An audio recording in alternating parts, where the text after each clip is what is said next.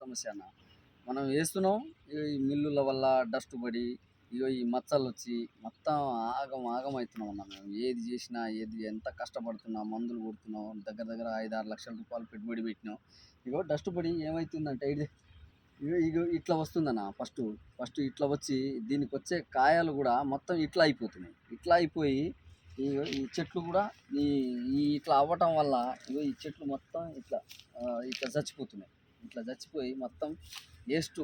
ఎంత మనం ఎంత ఏది చేసినా, ఎన్ని మందులు వాడినా, ఏది వాడినా పోవట్లేదు. బాబు వస్తుర్రు ఆ షాపోళ్ళని పిలుచుకొస్తుంటే వస్తుర్రు, పోతుర్రు. ఈ మిల్లు డస్టుల వల్ల మీ తోట ఇట్లా వస్తుంది. అయితే మన చివ్వేంల శివారిది. అయితే మన ఈ అగ్రికల్చర్ మేడం గూడా ఒకసారి పిలిచినాం. పిలిచి చూపెడితే, "మేము మిల్లు గురించి మేమేం చర్యలు తీసుకోలేము. అది మాకు తెలవదు" అని చెప్పేసి పోయిందన్న. అగ్రికల్చర్ మేడం గూడా చెప్పినాం. ఎంత చెప్పినా గానీ ఆ మిల్లాయనకు పోయి చెప్పినాం. యమన్ కృష్ణ మిల్లాయనకు సంతోష్ షేట్‌కి పోయి చెప్తే ఆయన కేర్ చేయట్లేడు. ఈ రవీంద్ర పార్బాయి మళ్ళా ఈ కంపెనీ ఈ మెయిన్ ఎం1 కృష్ణ మిల్లుది మాత్రం చాలా ఎక్కువ డస్ట్ వచ్చేది గడ్డ మీద ఉంది కాబట్టి మొత్తం లాంగ్. ఒక కిలోమీటర్ వస్తుందన్న దాని మిల్లు దుమ్ము. ఇప్పుడు మా తండాకి ఇవతల గడ్డ దాకా కూడా వస్తది. ఇదిగో ఈ చెట్లు ఇట్లా చచ్చిపోతున్నాయి. ఇట్లా మాడుతున్నాయి. మొత్తం ఇట్లా మొత్తం తోట మొత్తం ఆగం ఆగం అవుతుందన్న. మేము మందు తాగి చచ్చేదే ఉంది. అసలు ఏం చేయాలనో ఏమో అర్థమే కావట్లే. ఇంకో విషయం ఏంటంటే ఈ మేము నాకు ఒక 2 ఎకరాల పొలం అన్న. 2 ఎకరాల పొలం ఉంటే యమన్ కృష్ణ ఈ సంతోష్ షేట్ కాడికి వడ్లు తీసుకొని పోయినాం. ఆయన మిల్లు పక్కనే ఎండబెట్టినాం. వారం 10 రోజులు ఆయన చూస్తూనే ఉండు. అయినా కూడా ఈ వడ్లు కొనుక్కోమని పోతే వడ్లు చూసిండు. ఈ వడ్లు మొత్తం నా బ్లోర్‌లో వెళ్ళిపోద్ది. నేను ఎట్లా కొనను? మాకు ఎకరానికి 4 ఫుట్లన్నర కావాలన్న. 4 ఫుట్లన్నర కావాలంటే మాకు ఇప్పుడు వచ్చేసి దిగుబడి 2.5 అవుతుంది. అంటే దగ్గర దగ్గర 2 ఫుట్లు ఆ డస్ట్ వల్ల ఎండ్లు తక్కువ వస్తది. పొట్టిగా అవుతుంది. డస్ట్ పడి ఆ గింజ గట్టిది కాదు. తాళైపోద్ది. ఇప్పుడు నీవు మిల్లు వల్లనే మాకు డస్ట్ వస్తుందంటే నేనేం చేయను? నేనేం చేయలేను. నేను కొనుక్కోను. నాకు సంబంధం లేదు. నీ వడ్లు కొనుక్కొని మొత్తం బ్లోర్‌లో పోద్ది అనేది కూడా చెప్పిండు అన్న. ఒకసారి పోతే అట్లా కూడా చెప్పిండు ఆయన. మా ప్రాబ్లమ్ సర్పంచులకు చెప్పిన, ఎంపీటీసీలకు చెప్పినాం. ఇప్పుడు మన అగ్రికల్చర్ మేడంకి చెప్పినాం.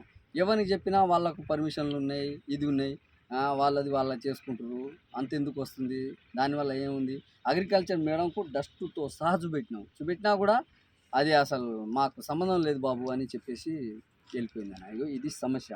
కొద్దిగా దయచేసి ప్రభుత్వం అయినా, మీరైనా మాకు చాలా వరకు న్యాయం చేస్తారని ఆశిస్తున్నామన్న. ఎక్కడి నుంచి వస్తుంది ఈ డస్ట్? ఈ డస్టు మిల్లు కాడ నుంచి అన్న. మాకొచ్చేది మొత్తం మిల్లు కాడ నుంచే. ఇంకా ఏరే కాడ డస్ట్ అనేదే లేదు మాకు. ఏరే కాడ డస్ట్ ఎంతో కష్టపడుతున్నాం. ఏదో చేస్తున్నాం. చేస్తున్నాం గానీ ఇప్పుడు దగ్గర దగ్గర ఇప్పుడు ఇయాలనే తెచ్చినా అన్న. 14,000 రూపాయల మందులు తెచ్చినా ఇయాల. నువ్వు ఎంత కొట్టినా అది 2 రోజులు ఉంటుంది ఆ మందు పవరు. మళ్ళా దాని మీద డస్ట్ పడంగానే ఖతం తెల్లారి మళ్ళీ ఏరే మందు. అంటే ప్రతి ఒక్క 3 రోజులకు 14,000, 15,000. ప్రతి ఒక్క 3 రోజులకు 14,000, 15,000. ఇప్పుడు మొత్తం అన్ని బిల్లులు చూపెట్టమన్నా చూపెడతాను. దీని వరకు ఫెర్టిలైజర్ కొట్టిందే నేను దగ్గర దగ్గర 3 లక్షల రూపాయలు అయినాయి. 3 లక్షల రూపాయలు. అసలు మీరు అన్నీ చూస్తే అసలు చిత్రపోతారు. ఇన్ని మందులు కొడుతున్నావు అంటారు. అట్లాంటి మందులు కొడుతున్నాను. ఏది కొట్టినా, ఏది చేసినా ఈ డస్ట్ వల్ల అసలు కాయ సాఫ్గా రావట్లే, కాయ కలర్ ఉండట్లే. ఇగో ఈ ఏమవుతుందంటే ఇగో ఇట్లా వస్తుంది మచ్చ.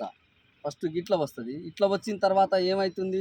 ఇగో మొత్తం తెల్లగా అవుతుంది. మొత్తం ఇగో ఇట్లా మచ్చలు ఇగో ఇక్కడ డస్ట్ పడ్డది. మొత్తం అది కలర్ రాలే. అట్నే తెల్లగా అయింది. మొత్తం తాలు కిందనే పోద్ది ఇప్పుడు మనకు మంచి కాయ ఏ గ్రేడ్ అయితే మనకు 14,000-15,000 ఉంది ఇప్పుడు మార్కెట్లో. ఇప్పుడు ఈ తాలకాయ 2,000, 3,000 కూడా పోదు. ఒక్క కూలోళ్ళకు కలుపు తీపిస్తేనే 1,00,000 రూపాయలు అయినాయి. 300 రూపాయలు కూలి.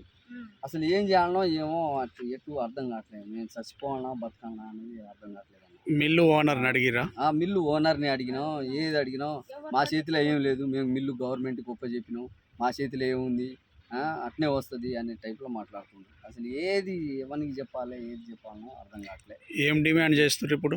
మా డిమాండ్ ఏం లేదన్న. డస్ట్ రాకుండా చూడాలి. ఒకవేళ ఏదైనా ఉంటే సాయం ఆర్థిక పరంగా ఎకరానికి ఇంతనే ఏదో సంవత్సరానికి ఆయనతోటి ఏదైనా మాకు ప్రభుత్వమైనా మిల్లులతోటైనా మాకు ఆర్థిక సాయం అయినా చేపియాలన్న. నాకు 2 బిడ్డలు 10th క్లాస్ గవర్నమెంట్ స్కూల్లో చదువుకుంటున్నారు. ఆమె నేను చేస్తుంది 3 మొత్తం. ఎకరాలు అంత వా- బాగా పంపు కష్టపడుతున్నా ఎత్తుకుంటది, నా పంపు బిడ్డలు కొడుతుంది, మంచిగా ఉండాలని. అన్నీ చేస్తుంది బిడ్డల అన్న. కోసమే నేనేమో అంత ఏది చేయలేను, వచ్చి కష్టపడేదాన్ని. చూసుకునుడు ఏదైనా ఆ! చేసుకునుడు కానీ మా భార్య అన్ని పనులు పంపు కొడుతుంది, ఆ! కలుపు తీస్తుంది, అన్ని ఈ చేనులో మొత్తం కలుపు కలుపు మందు మందు కూలోళ్ళు నేనే దొరకకపోతే కొట్టినా. 300 పంపులు కొట్టిందన్న. ఆ! 300 ఒక్కదాన్నే. పంపులు ఒక్క అంత ఛార్జింగ్ కష్టం పంపు చేసినా ఇది కొనుక్కొచ్చి ఫలితం ఉండట్లే అన్న. అన్నీ నేను ఈ నిలబడి మిర్చి చిన్నగా మొత్తం అట్లా నీళ్ళు పోస్తుంటే తాలకాయలు మొత్తం అయితుంటే ఎంతో మస్తు బాధ కష్టపడుతున్నాం కానీ అనిపిస్తుందన్న. సుఖం లేకుండా అవుతుందన్న ఆ! మాకు జీవితం. అందుకోసం గవర్నమెంటా లేకపోతే మిల్లు యజమానియా ఎవరో ఒకరు మాకు హెల్ప్ చేయాలని ఆదుకోవాలి, కొద్దిగైనా కోరుకుంటున్నాం. సాయం చేయాలి. ఆ! అది మా రిక్వెస్ట్ అన్న.